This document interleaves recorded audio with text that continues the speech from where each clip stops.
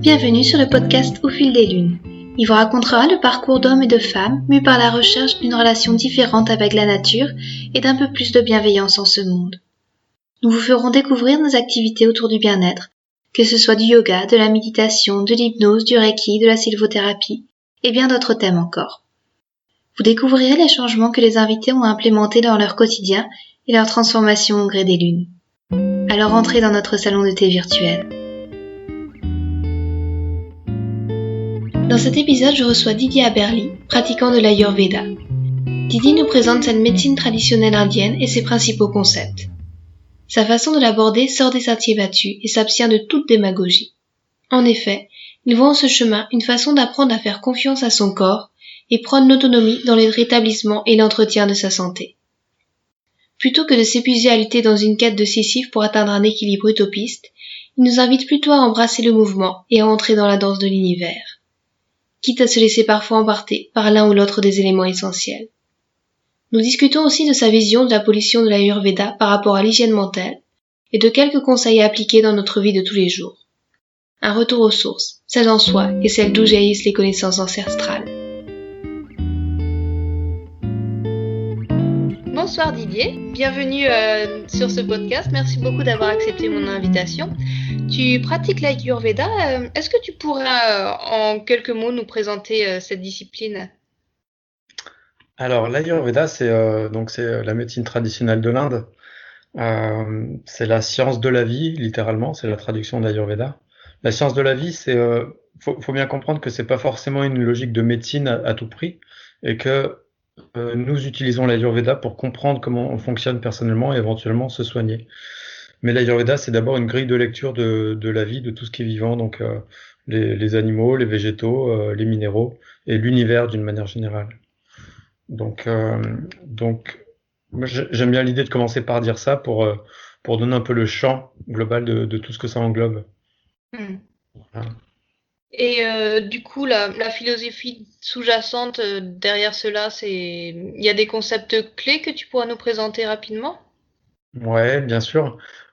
Comme le yoga, comme d'autres approches comme ça, tout est axé autour de la compréhension des 5 éléments. Alors, je vais les nommer un par un. Je vais les dire en français et en sanskrit, même si le français c'est très réducteur par rapport au sens réel et complet, comme toute traduction, hein. Tout traducteur trahit, mais c'est particulièrement important de le dire quand on parle des 5 éléments. Le premier des 5 éléments, c'est Akasha, c'est l'espace. Donc Akasha, l'espace, c'est ce qui permet au reste d'exister. S'il n'y a pas d'espace, s'il n'y a pas de place, il peut pas y avoir ni manifestation de matière, ni manifestation de chaleur, ni manifestation de quoi que ce soit de vivant. Donc c'est la condition sine qua non pour toute expérience de vie. Voilà, aussi grande ou petite soit-elle, sans limite. Le second, c'est Vayu, c'est maladroitement traduit par air, l'air. Évidemment que le gaz fait partie de Vayu, tous les gaz font partie de Vayu. Mais Vayu, on peut imaginer que c'est plutôt tout ce qui est déplacement, mouvement. Le sang qui circule, même s'il n'y a pas d'air dedans, c'est quand même Vayu qui est responsable de ce mouvement. Le sang lui-même, c'est plutôt un liquide, mais le mouvement du sang dans le corps, c'est Vayu. Une rivière qui coule ou une cascade, ou la Terre qui tourne autour du Soleil, c'est Vayu principalement. À l'échelle moléculaire, je peux déjà parler de ça parce qu'on a parlé des 2 premiers éléments. Il y a énormément d'espace et il y a énormément de mouvement. Donc finalement, dans n'importe quel atome, on va trouver énormément de Akasha, énormément d'espace et énormément de Vayu, énormément d'air, de déplacement, de mouvement. Le troisième, là on commence à rentrer dans une logique de vie puisque c'est la chaleur. Sans chaleur, on ne peut pas envisager quoi que ce soit de vivant. De la chaleur, il y en a partout, même dans l'espace. Donc on appelle ça Agni, je ne l'ai pas dit en sanskrit, mais c'est Agni, le troisième élément. Puisqu'il y a Akasha, puisqu'il y a l'espace, il y a du mouvement possible. Et puisqu'il y a des mouvements, il y a forcément friction, aussi infime soit-elle, donc il y a forcément chaleur. Alors sur Terre, il fait entre moins 60 et plus 60. Dans l'espace, on est beaucoup moins chaud. Je dis volontairement moins chaud que plus froid. Tout est relatif, mais même quand il fait moins 200 degrés Celsius, il y a encore une production de chaleur. même si elle est moindre qu'aujourd'hui en France au mois de juillet. Voilà, donc Agni, c'est la clé de tout ce qui est transformation. Donc c'est la chaleur, mais aussi transformation et gestion de la température. Et discernement. Il y a aussi, dans Agni, il y a cette notion plutôt grossière de chaleur et plutôt subtile de lumière. Si on ramène ça au corps humain, notre corps est constamment à 37 degrés. Donc ça, c'est le côté plutôt matière et chaleur de Agni. En revanche, la digestion fait partie aussi de ce côté chaleur. En revanche, tout ce qui est perception, la vision, l'intelligence, le discernement, c'est-à-dire que quand on mange quelque chose, c'est bien Agni qui va dire ça part à droite, ça part à gauche. D'accord? Donc ce côté moins chaleur mais plus lumière, là c'est Agni aussi mais plus subtil. On peut, d'une manière très concrète, si on a des ampoules électriques à la maison, elles produisent beaucoup de lumière et un peu de chaleur. Un radiateur, il produit très peu de lumière mais beaucoup de chaleur. Et Agni, c'est le mélange de tout ça. En tout cas, on peut pas avoir que de la lumière sans chaleur, on peut pas avoir que de la chaleur sans lumière. Voilà pour le troisième élément. Agni, il est central, c'est le troisième sur 5. Et c'est le seul qui est chaud. Le quatrième élément, c'est Jala, c'est l'eau. Donc tout ce qui est liquide. Donc là, on rentre vraiment dans la matière. Il y a moins d'aspects subtils que la matière liquide. On va pas détailler trop. Et le dernier des éléments, c'est Prithvi, c'est la terre. Donc là, on est vraiment dans la matière concrète. Dans un arbre, il y a un peu de sève, mais il y a beaucoup d'éléments de terre. Il y a beaucoup de matière solide. Dans le corps physique, on a le squelette qui est composé principalement d'éléments de terre, par exemple. Voilà. Donc ça, c'est la base. Les 5 éléments, ils sont communs à toutes les philosophies indiennes. Le yoga en particulier, on travaille aussi sur ces 5 éléments, mais ça, c'est la base de tout en Ayurveda. Voilà. D'accord. Et du coup, toi, tu l'appliques vraiment dans tout ton environnement, que ce soit, par exemple, en admirant un paysage ou en rencontrant quelqu'un. Est-ce que tu décernes un petit peu ces 5 éléments? Est-ce que c'est la proportion? C'est ta grille de lecture vraiment de ton monde? Alors, on a parlé des 5 éléments parce que c'est vraiment le fondamental. Il y a un autre concept clé en Ayurveda, c'est les 3 doshas, Vata, Pitta, Kapha. C'est assez long à développer et là, je pourrais pas faire comme je viens de faire avec les 5 éléments, de les résumer en 3 minutes. Mais en tout cas, c'est les 3 doshas, ce sont les intelligences du corps qui vont gouverner toutes les fonctions du corps. Et ces 3 doshas utilisent les 5 éléments. Donc, en Ayurveda, communément, on parle moins des 5 éléments, mais plus des doshas. Mais en réalité, quand on parle de doshas, c'est forcément sous-jacent qu'on parle des 5 éléments. Mais pour répondre précisément à ta question, quand on rencontre quelqu'un, quand on se promène dans la nature, ou même en ville d'ailleurs, mais ça demande un peu plus de discernement, mais même en ville, on voit les 5 éléments, on voit les 3 doshas, principalement chez les gens, mais aussi dans la nature, dans les arbres, etc. Et effectivement, bon, moi ça fait 10 ans que je fais de l'Ayurveda, c'est pas énorme, mais en tout cas depuis 10 ans, j'ai intégré une manière d'appréhender mon quotidien personnel. Il y a forcément un travail majeur d'introspection, mais il y a aussi l'observation de l'extérieur. Comme tu l'as dit, quand on regarde un arbre, on va voir s'il y a plutôt tel ou tel élément. Le même arbre, l'été et l'hiver, il n'aura pas les mêmes éléments dans les mêmes proportions en tout cas. Mais j'aime bien l'idée que dans chaque cellule, dans chaque atome, dans chaque chose, on a les 5 éléments. Voilà. Dans chaque atome, on a les 5 éléments. Et donc, il y a les 5 éléments partout, mais pas dans les mêmes proportions. Entre un chêne massif et un saule pleureur, ils n'ont pas la même forme, ils n'ont pas la même énergie. Il y en a un qui a plus de matière, l'autre qui a plus d'espace. Voilà. Donc, au quotidien, bien sûr, dans ce qu'on mange, dans le lit sur lequel on dort, dans les émotions qu'on peut vivre avec les gens, on peut considérer les 5 éléments. Une énergie d'amour, c'est une énergie où il y a plutôt l'élément eau. Une énergie de colère, par exemple, une émotion de colère, il y a l'énergie feu, il y a l'élément feu dedans. Donc tu vois, il y a toujours ce côté du très grossier au très subtil qui se conjugue à chaque instant autour de nous. Et c'est passionnant de voir ça comme ça parce que, étonnamment, il y a une certaine objectivité et un certain recul qui est inévitable quand on observe la vie. J'allais dire la nature, mais la nature, on a l'impression que c'est les petits oiseaux dehors. Donc c'est un mot que je me méfie quand on l'emploie en fonction du contexte. Mais quand on observe tout ce qui est vivant, effectivement, il y a les 5 éléments et on peut jongler avec ça au quotidien, pour nous et pour l'Ayurveda au sens large. D'accord. Et le but, c'est d'avoir vraiment une part égale de ces 5 éléments ou de tendre vers cela, ou alors il y a peut-être des mélanges qui sont plus appropriés pour certaines personnes ou pour d'autres personnes. Enfin, c'est quoi un petit peu l'objectif derrière tout ça, si on peut parler d'objectif? Ouais, ça c'est la question clé. Je pense que tu as vraiment posé le doigt sur la question principale. J'ouvre une petite parenthèse. Si je m'écarte trop, je te laisserai me ramener à la question que tu viens de poser, mais je pose un peu les bases.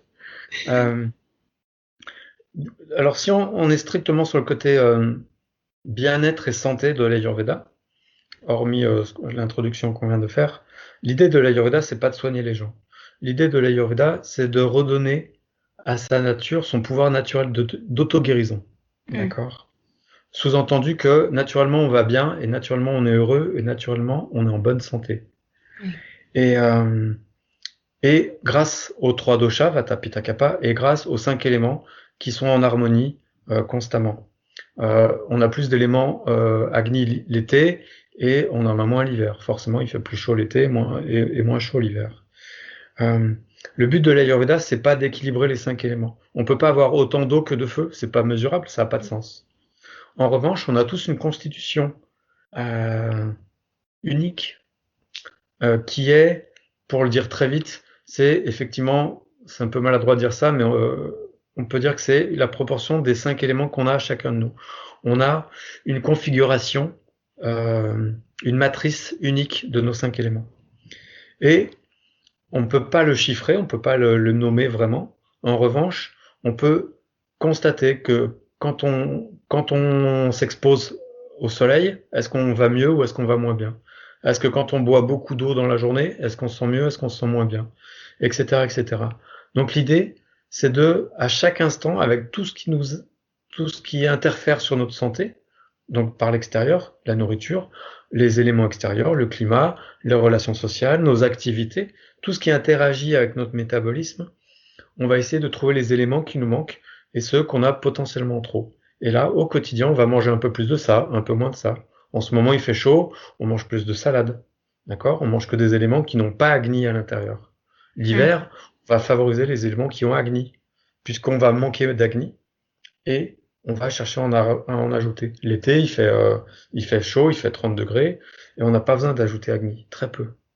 Et donc, on D'accord. va interagir comme ça. Et qu'est-ce qui nous permet de savoir de quoi on a besoin? Il y a 2 choses. Il y a intellectuellement la compréhension de l'Ayurveda, la compréhension des 5 éléments et des 3 doshas, et après la compréhension de notre propre constitution, qu'on détermine avec l'expérimentation, et d'une manière plus simple et complémentaire, l'intuition. Un enfant, il sait quand il a faim ou pas. Il sait Mm. s'il veut manger de la salade ou du pain. Et nous, on a des croyances, on dit, mais si, il faut manger des légumes tous les jours. Peut-être que les enfants, ils n'ont pas besoin de légumes tous les jours, on n'en sait rien. Et les enfants le savent. Et avec les conditionnements qu'on a dans l'éducation qu'on a reçue, et par la même occasion celle qu'on donne à nos enfants, on va inévitablement interférer sur leur intuition naturelle de bien-être. Un enfant, il va manger ce qui est bon pour lui, il va pas chercher à faire n'importe quoi, naturellement. Et donc, le but de l'Ayurveda, c'est un accompagnement à cette intuition naturelle. Alors, d'abord, ne pas la réprimer, la laisser s'exprimer, et ensuite la cadrer si besoin, s'il y a trop d'émotions ou trop de mental qui viennent empêcher l'intuition de s'exprimer et d'être lue. Voilà, je pense que c'est ça l'idée principale de l'Ayurveda. Est-ce D'accord. que je suis revenu à la question que tu as posée au départ? Oui, non, enfin, du coup, pour moi, pour résumer, si j'ai bien compris, c'est plus au final se laisser porter par la danse entre les 5 éléments plutôt que de vouloir à tout prix les mettre à part égale et puis réprimer certains, alors que c'est pas vraiment dans notre nature, si je résume ici. J'ai C'est bien compris ta exactement pensée. ça. C'est D'accord. exactement ça. Ouais. Enfin, une question que je me pose, c'est que parfois, c'est pas forcément évident d'être à l'écoute de son corps et des messages qu'il nous envoie. Enfin, toi, tu aurais peut-être des astuces concrètes pour apprendre à se relier à cette intuition corporelle? Oui, alors, oui, oui, bien sûr. L'idée de l'Ayurveda, c'est quand même de quelque chose de profondément individuel. Donc, chaque personne a des besoins différents.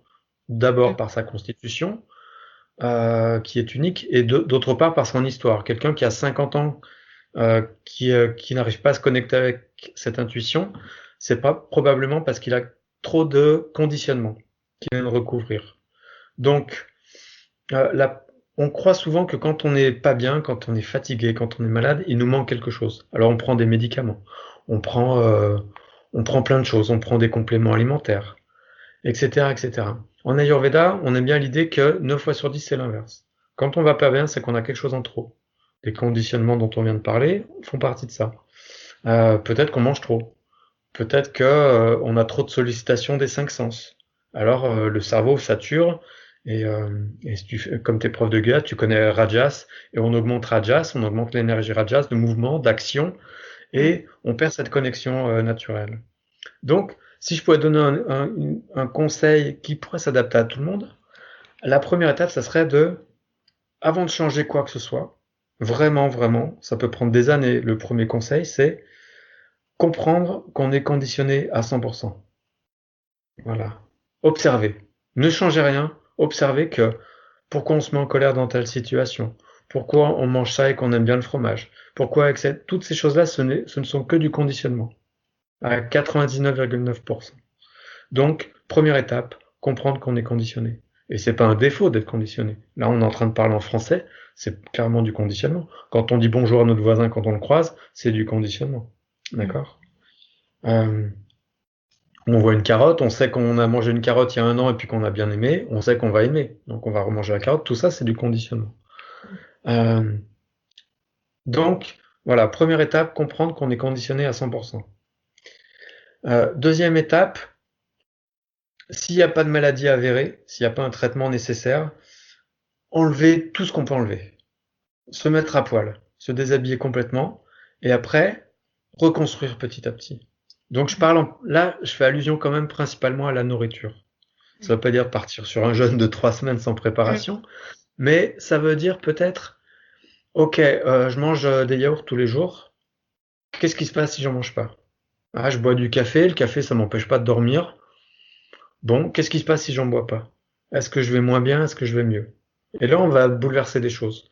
Il y aura des moments, une personne qui va faire à la lettre ce que je suis en train de dire, il y aura des moments où ça va tanguer un peu, hein, ça va bousculer, principalement les émotions. Rassurez-vous, le corps ne sera jamais affecté par une absence de café ou de produits laitiers ou tout ça, ou de viande.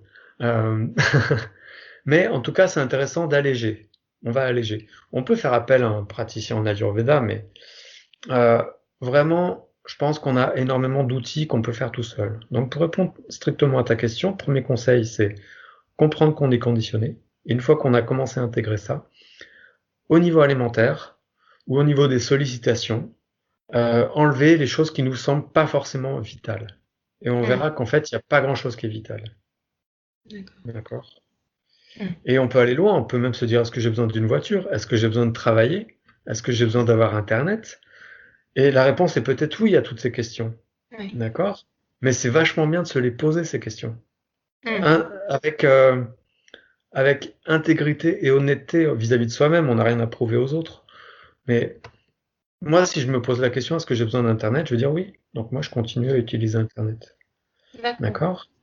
Et il y a des gens qui vont peut-être se dire, ah non, mais moi, Internet, ça me saoule, ça me fatigue, ça me prend trop de temps. Allez, j'essaye de passer 3 semaines sans Internet. Voilà. Ça semble un peu radical. Bon, je donne ces exemples un peu pour stimuler, pour donner des idées, mais chacun va trouver un peu dans son histoire des choses pas forcément qui l'encombrent, mais qui sont peut-être pas nécessaires. Ça peut être des relations aussi. Il y a peut-être des gens qui nous font pas du bien de croiser tous les jours. D'accord. Ou un travail, n'importe quoi. D'accord.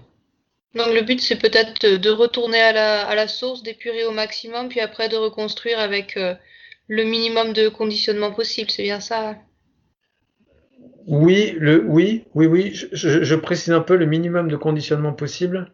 Je parle pas d'austérité ni d'ascétisme, forcément. Ça peut être une voie intéressante, hein, évidemment.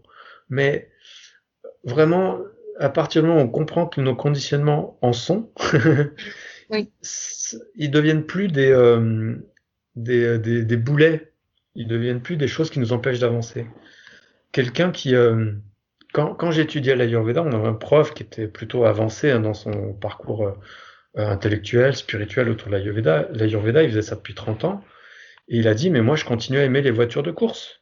Il achetait des voitures qui allaient vite, machin, avec des turbos. Et, et c'était son histoire. Et s'il est complètement bien avec ça, il n'y a pas de problème. Tu vois? Mm. Donc, il y a des démarches spirituelles qui vont prôner un ascétisme un peu puissant. Et honnêtement, j'ai rien contre ça. Mais c'est pas la seule voie possible. Et en Ayurveda, euh, si je compare avec le yoga, en yoga, on aura tendance à être un peu plus euh, euh, on essaie d'aller le plus loin possible. En Ayurveda, on est un peu plus pépère, tranquille, tu vois. Et, Mm. euh, et les deux sont complémentaires. En Ayurveda, on peut être super extrémiste, et puis en yoga, on peut pratiquer avec beaucoup de tranquillité, hein, évidemment, hein. Oui. Voilà, donc il y a un chemin, le meilleur chemin, c'est le nôtre, c'est un chemin individuel qu'on va créer soi-même. Parfois, on a besoin d'être accompagné parce que on commence à tirer un fil et puis la pelote, elle vient entière. Et il y a plein de choses qui se déplacent, évidemment, quoi. Et on peut avoir besoin d'être accompagné un moment, mais dans mon métier, alors en consultation que je peux donner, et puis aussi dans les formations que je donne, je pense que le but final, c'est de donner au maximum aux gens les outils pour une autonomie. Mm. Parce que, comme on a dit tout à l'heure, euh, euh, on perd notre autonomie pas parce qu'il nous manque quelque chose, parce qu'on a quelque chose en trop. Et l'autonomie, on l'a au fond de nous-mêmes. Et ça revient, on parle finalement d'une autre manière, on parle de la même chose qu'il y a 10 minutes, c'est-à-dire ce pouvoir naturel d'auto-guérison. Ce pouvoir naturel d'auto-guérison, ce pouvoir naturel euh, d'auto-satisfaction, d'autodétermination. Tu vois? Et plus on va être indépendant, et plus on va pouvoir s'ouvrir au monde. Mm. Et notre société aujourd'hui, elle a tendance à nous déresponsabiliser. C'est toujours la faute des autres. Quand on est malade, on va voir le médecin, on lui dit, je ne vais pas bien, qu'est-ce que vous pouvez faire pour moi? Mm. Et moi, j'aimerais entendre plus souvent, je vais pas bien, qu'est-ce que je peux faire pour moi? Aidez-moi à trouver ce que je peux faire pour aller mieux. Oui. Voilà. Quelle que soit la technique, même en allopathie, tu vois, Mm. évidemment, enfin, comme beaucoup de gens, on est venu à l'Ayurveda parce qu'on était peut-être d'une certaine manière en colère contre l'allopathie, mais aujourd'hui, c'est plus le cas. Mais en tout cas, moi, j'aime bien cette idée d'autonomie, d'intelligence individuelle qui est complètement jumelée à cette intelligence collective. Oui. Voilà, sociale et collective au niveau du cosmos. C'est Mm. la même chose dans plusieurs niveaux, en fait. D'accord. Voilà. Et J'ai répondu à ta question? oui, Oui, parfaitement, ok, c'était très super. clair. Super. Et enfin, il y a une petite réflexion que je me fais. On parle souvent aussi de l'Ayurveda en tant que médecine. Est-ce que pour toi c'est vraiment une médecine et dans ce cas-là, ce serait plutôt préventif, curatif, ou alors c'est peut-être plus un mode de vie, une façon. Enfin, tu parlais de grille de lecture. C'est quoi un petit peu ton point de vue sur ça?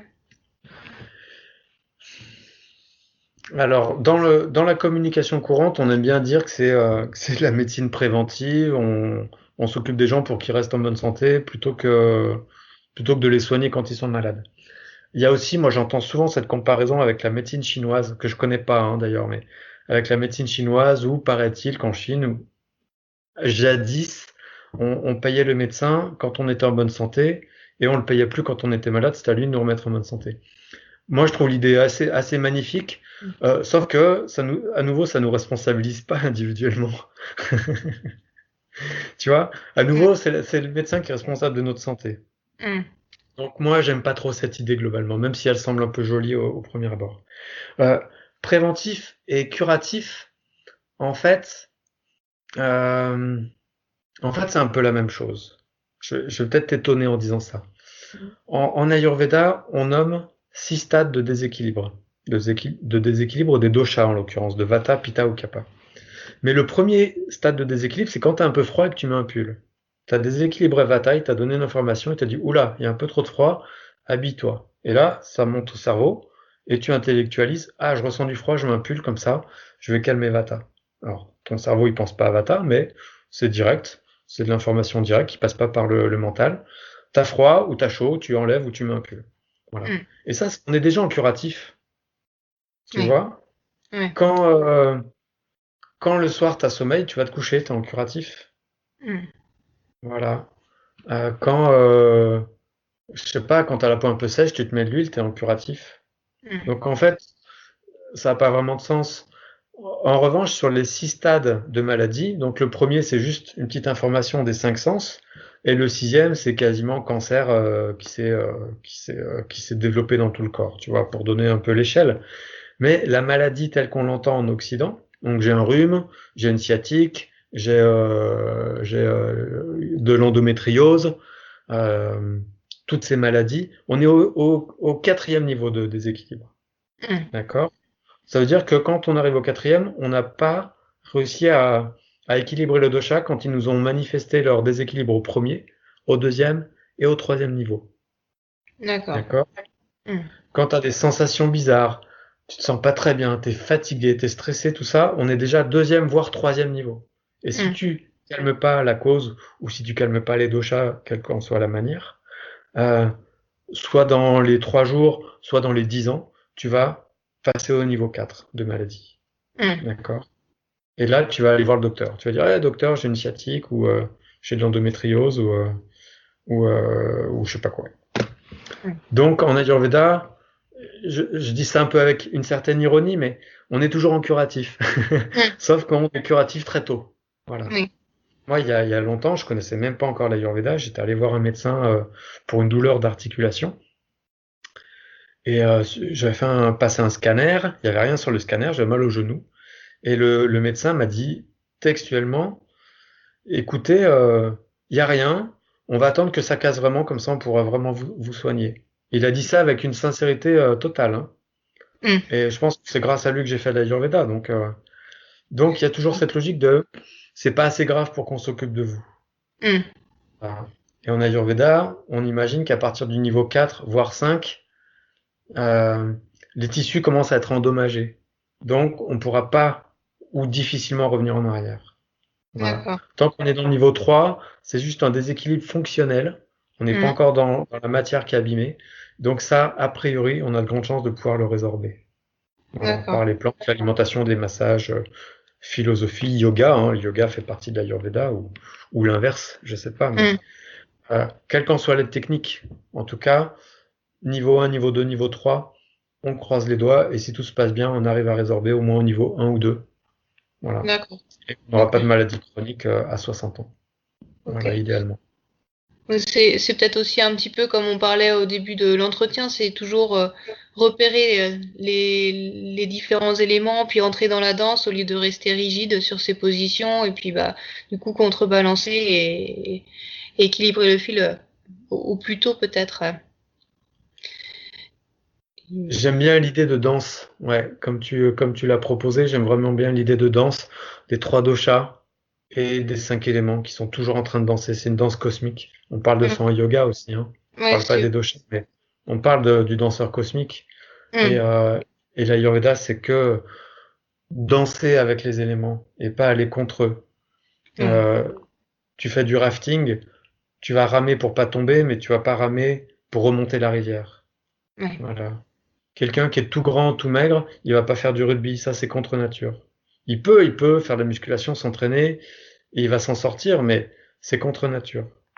Voilà. D'accord. Et nous, en Ayurveda, on cherche pas à être quelqu'un d'autre, on cherche à être soi-même et à obéir à la vie. Voilà, c'est un peu le maître mot. Et, il y a une question aussi que je voulais te poser, c'est par rapport à l'hygiène mentale qui est préconisée par l'Ayurveda. En yoga, on fait beaucoup de méditation, de ce genre de pratique. Est-ce que l'Ayurveda conseille ce genre de choses ou peut-être personnalisé aussi selon sa constitution? Qu'est-ce que tu en penses? Ouais, ça aussi c'est très important.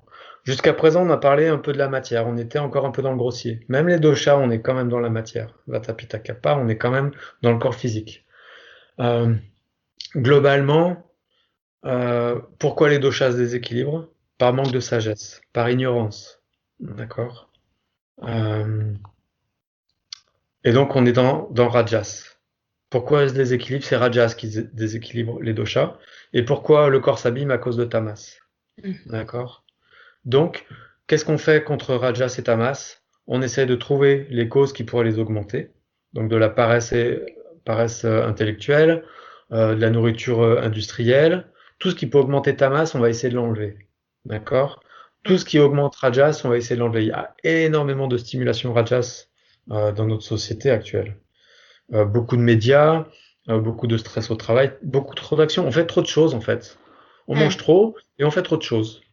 On... Personne, personne passe 2 heures par jour à être tranquille. Peu de gens le font. D'accord? Et ceux qui le font, ça peut être avec une énergie de tamas, d'épuisement. Donc, on est toujours dans Rajas, c'est tamas. Et l'idée de l'Ayurveda, c'est de développer sattva. Donc, à nouveau, quelles qu'en soient les techniques, évidemment, il y a la méditation, c'est une technique qui est hyper intéressante. On peut faire de la méditation en augmentant Rajas. On peut faire de la méditation avec un tempérament de guerrier, de compétiteur.